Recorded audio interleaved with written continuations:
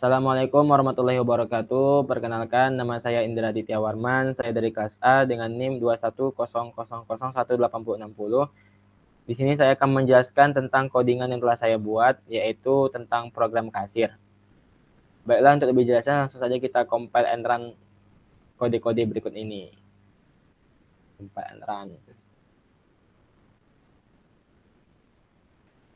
Nah, program akan menampilkan menu makanan beserta dengan harganya, lalu menyuruh kita untuk memasukkan pilihan. Misal kita ingin memasukkan pilihan nomor 2, yaitu ayam geprek dengan harga 8.000. Kita masukkan pilihan 2.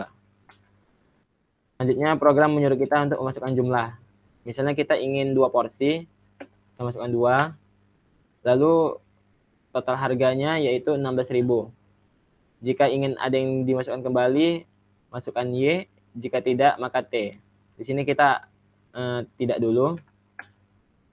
Lalu program akan menampilkan total semua pesanan, yaitu 16.000. Karena 8.000 dikali 2 sama dengan 16.000. Lalu program menyuruh kita untuk menginputkan total yang ingin dibayar. Misalnya kita membayar dengan uang pas dulu, 16.000. Setelah itu program akan menampilkan kembalian, yaitu 0 rupiah. Karena 16.000 dikurang 16.000 kan 0. Lalu terima kasih atas kunjungan Anda di klinik kami. Setelah itu program akan menulis ini ke dalam sebuah file yang bernama struct. Kita buka di sini struct. Nah, terlihat sama persis dengan yang ada di compile and run ini. Untuk penjelasan kode-kodenya, seperti biasa kita untuk awalan menggunakan header include iostream dengan using namespace std. Selanjutnya membuat struct makanan yang berisi tipe data yang akan kita gunakan di kode-kode kita nanti. Di sini saya menggunakan tipe data integer dengan char. Lalu untuk menampilkan menu makanannya, di sini saya menggunakan fungsi tanpa nilai balik, yaitu void. Saya menampilkannya di bawah integer. Di sini void tampil. Lalu saya mendeklarasikannya ke dalam integer tampil ini.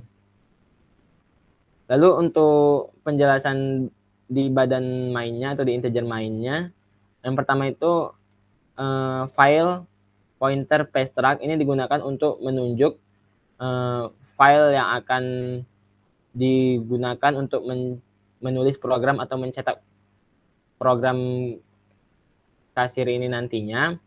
Lalu makanan MKN ini adalah digunakan untuk memanggil variabel yang kita gunakan di struct makanan ini. Lalu untuk selanjutnya kita gunakan cout garis ini untuk programnya lebih rapi aja. Setelah itu kita menggunakan percabangan switch case. Lalu masukkan variabelnya, variabel kode. Misalnya ingin memasukkan kode pertama case 1 yang berisi nasi uduk dengan harga, masukkan variabel harga. Di sini saya menamainya pre. Misalnya harganya 10.000.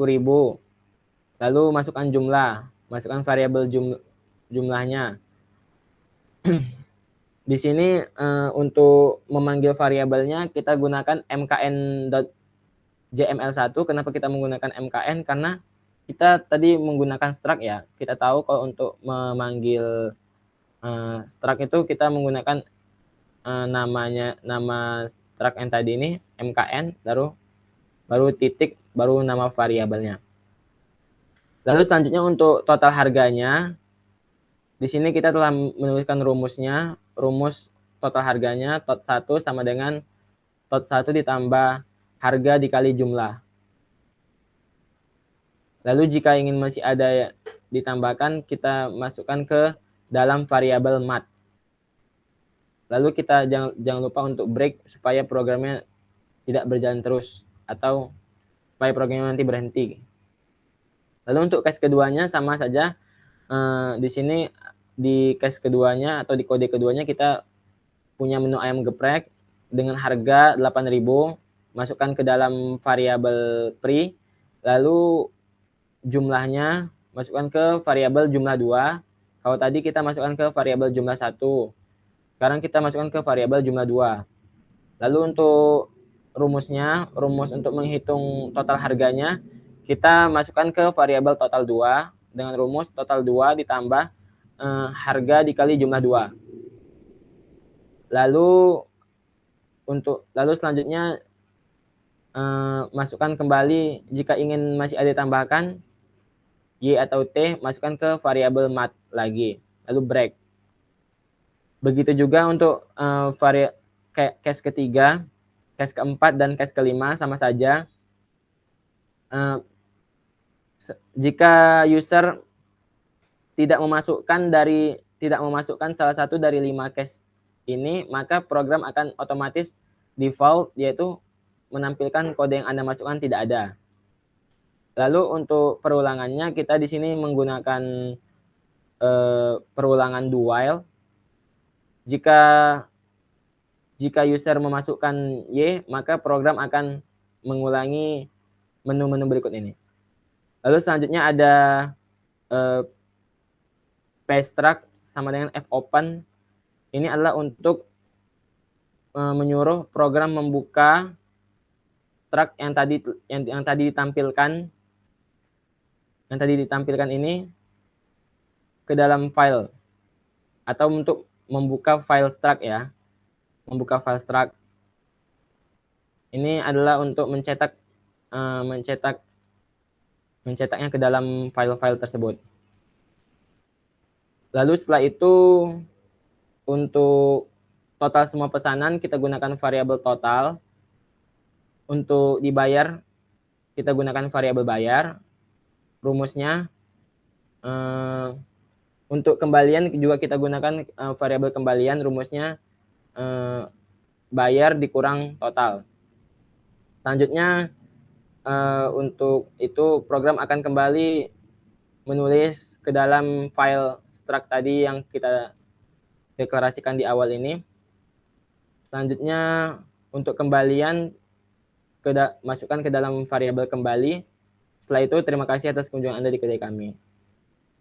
Oke, mungkin itu saja untuk penjelasan program kasir yang telah saya buat. Lebih dan kurangnya saya mohon maaf. Assalamualaikum warahmatullahi wabarakatuh.